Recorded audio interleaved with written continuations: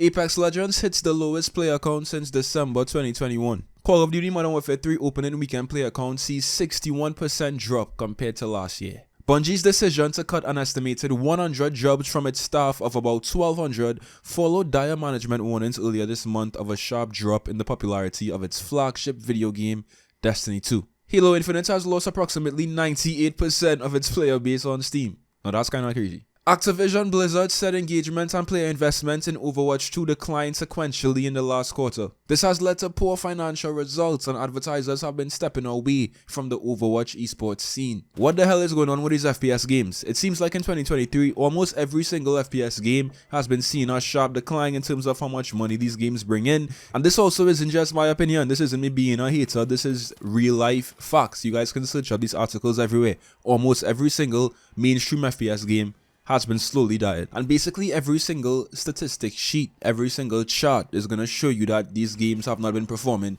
as they usually do. If you look at Steam numbers, if you look at numbers on consoles, if you look at the viewers on Twitch, the viewers on YouTube, it seems like most FPS games for some reason have been having a very difficult time in 2023. And because of this, I wanted to do some research and really figure out what is causing these games to be losing so much players as well as losing so much money. Because it's one thing for a game to be losing players, but as soon as a game starts to lose money, everything starts to go to shit. Publishers start investing less money in these games because of course they want to make a profit, and if the game isn't making a profit, what's the point? Because so many FPS games are in a similar position right now, there has to be some kind of trend we could observe to really explain this phenomenon. Every single FPS game can't be losing players and losing money at the exact same time. There needs to be some reason to explain this, right? And I think I finally found the reason. I think I finally understand why. I think I finally know what's been causing this. Now you guys might just think it's because games aren't as fun. There's so much more competition right now in the market. There's so many different games to play and people just want to play different games. That could also be very true. There are many games to play on the market right now and the competition is very stiff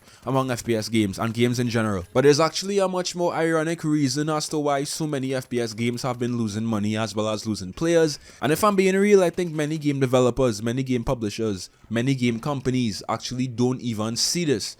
So we most likely will continue to see this trend in 2024 and beyond. The reason that I think so many FPS games in 2023 have been having such a hard time in terms of keeping their players engaged, in terms of making a profit, in my personal opinion, I believe that these companies are spending way too much effort on trying to make money. This might sound kind of crazy, it might even sound counterintuitive, but ironically enough, most of these game companies, guys, most of these FPS developers and publishers have been trying to increase their profits for a very long time.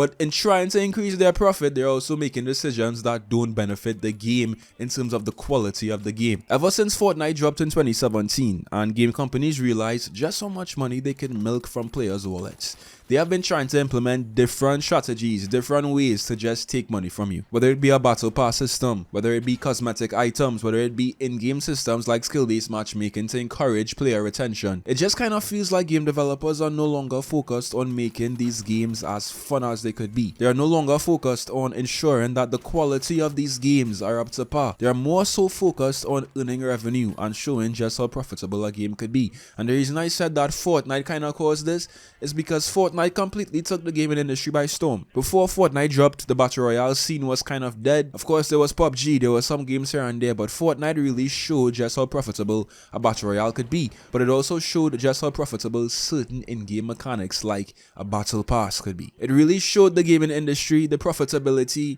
of cosmetic items. Players are willing to play a free-to-play game but spend $100 a month on skins and cosmetics just because they can. A perfect example of this was when Overwatch 2 dropped earlier this year, because the Battle Pass controversy that game had was insane. Players were basically calling out Activision Blizzard because they were purposefully misrepresenting what the Battle Pass actually had in it, forcing players to buy the Battle Pass without actually getting the rewards that they hope for. The accusation is that Blizzard is intentionally misrepresenting what the Battle Pass rewards, tricking players into spending $10 for the Overwatch 2 Battle Pass under the guise of earning premium currency. By displaying the legacy credits as gold, Overwatch 2 players could assume they're earning Overwatch coins. That isn't true, however.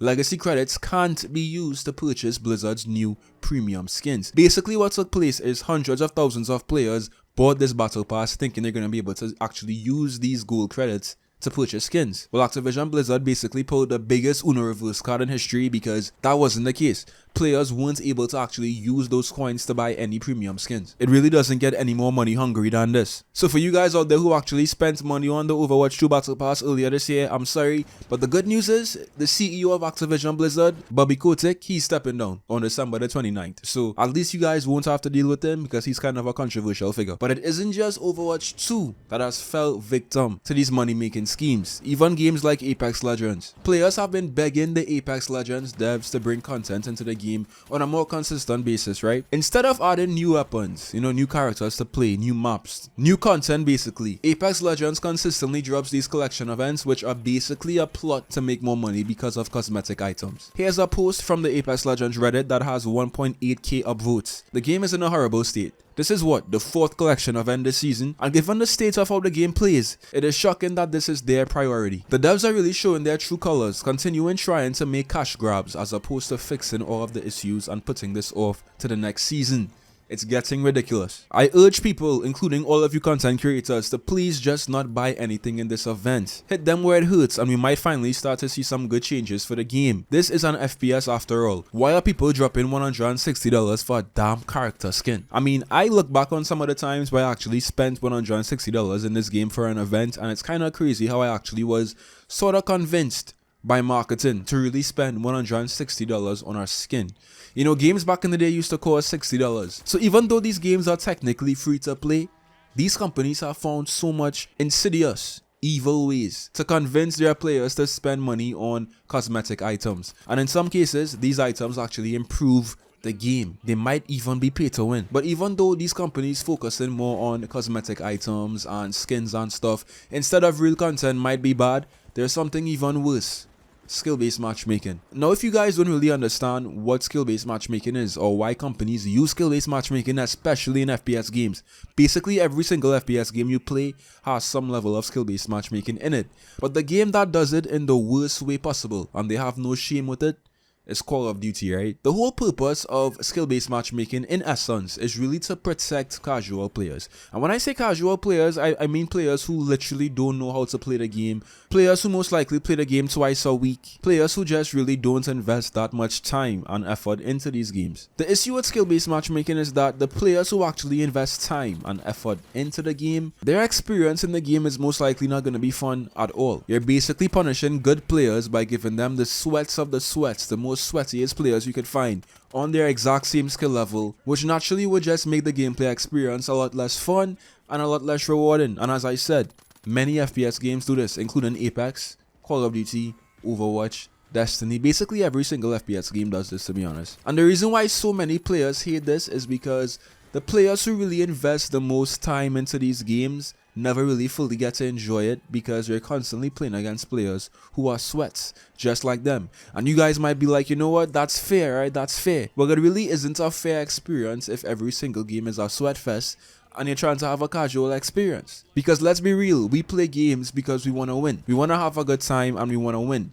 But if every single game you play, you don't feel like you're improving, you don't feel like you're winning, you don't feel any kind of dopamine rush to your brain, players will naturally stop playing. It's really not rocket science, it's kind of common sense. But the reason why skill-based matchmaking is such a big topic and it still exists in so many games is because it allows these games to earn more money from the casual players. The casual players who don't really experience sweaty lobbies because of skill-based matchmaking, they are more inclined to spend more money in the game. And the majority of any game's player base is really comprised of casual players. So these games are basically catering to the players that comprise the majority. But in doing so, you're kind of fucking over the players who really spend time and invest time into your game to get good. So all of these in-game mechanics and all of these strategies are really just ways to increase revenue for these games.